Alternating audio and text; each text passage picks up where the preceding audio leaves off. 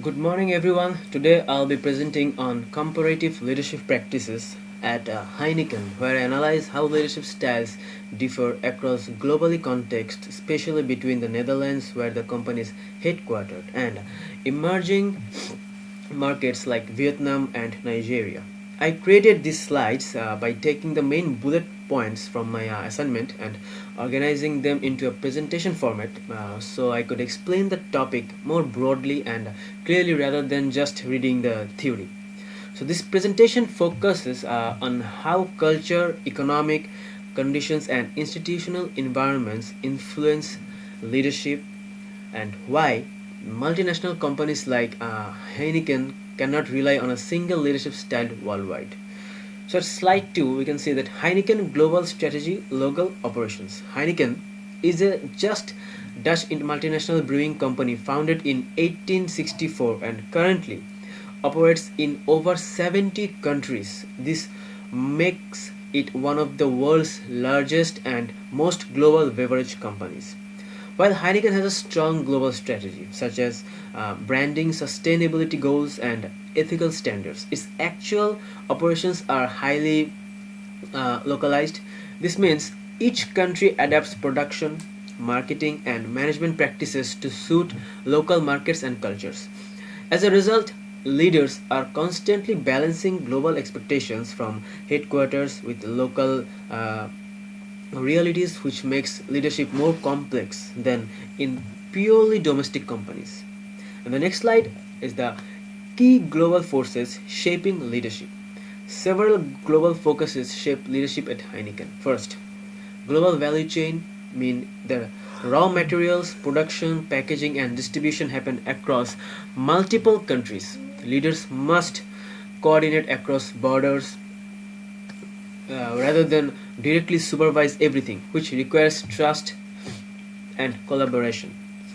Second, digitalization allows faster communication, virtual meetings, and data sharing. With while it improves efficiency, it also means leaders manage remote and multicultural teams and must respond quickly to global changes. Third, regulation, especially in the alcohol industry, differs greatly between countries. Leaders must ensure global compliances while respecting local laws, advertisement restrictions, and cultural norms. Together, these forces show why leadership at Heineken must be flexible rather than standardized. And the next slide is about the cultural lens of states power distance. The understand leadership differences, we use Hofstede's cultural dimension of power distance, which measures how much people accept inequality and hierarchy in organizations. In the Netherlands, power distance is low. Employees expect open communication, flat hierarchies, and involvement in decisions. Managers are seen more as facilitators than authority figures. In many emerging markets, power distance is higher. Employees expects leaders to give clear direction, makes decision, and take responsibility. Hierarchy is viewed normal and even reassuring. These cultural expectations strongly shape what employees consider good or effective leadership. In the next slide, you can see that the major leadership tension. This creates a key tension for Heineken. Headquarters promotes participation, empowerment, and decentralized decision making because these values reflects Dutch culture and work well in stable institutional environments. However, in high power distance cultures, this approach may create confusion. Employees might feel unsure about who is responsible or uncomfortable challenging managers openly. In this context, workers often prefer clear instructions, visible authority, and faster top down decisions. Leaders must therefore balance global leadership values with local expectations to avoid miscommunication and inefficiency. In the next slide, which is leadership in Netherlands. In the Netherlands, leadership is typically participative, consultative, and based on expertise rather than hierarchy. This styles works well because the economy is stable, institutions are strong, and employees are highly educated and expect autonomy. Employees feel uncomfortable. Employees feel comfortable voicing opinions and challenging ideas constructively. So as a result, this leadership approach encourages innovation, trust, and employee engagement since people feel respected and involved in shaping decisions. So the leadership in emerging markets.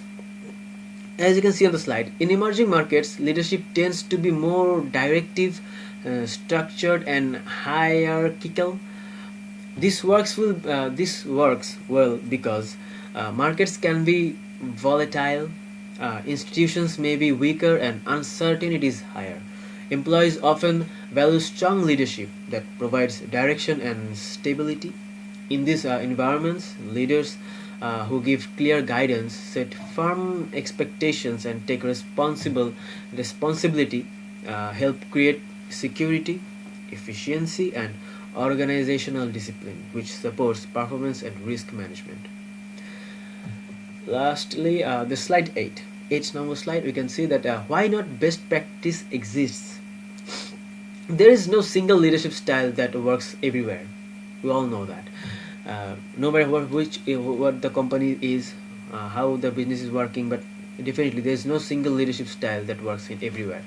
So leadership effectiveness depends on few things such as contextual fit, which is how well leadership matches the local environment, and the other is economic conditions, stable versus uncertain markets, and cultural expectations, participation versus hierarchy, institutional strength, strong or weak legal and governance systems.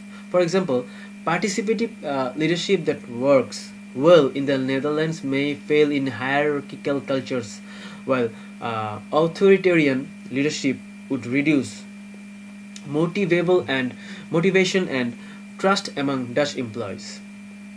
Last but not the least, the last slide, you can see that which is conclusion, adaptive leaderships. In conclusion, Heineken demonstrates that leadership in multinational firms must be adaptive rather than universal. Global strategy provides consistency and direction, but local leadership practices ensure effectiveness on the ground. Leaders must continuously adjust their approach based on culture, institutions, and market conditions. The key takeaway is that success depends not on fierce finding the best leadership style, but on achieving alignment between leadership and context. So, thank you for listening. I'm happy to answer any questions or discuss this further.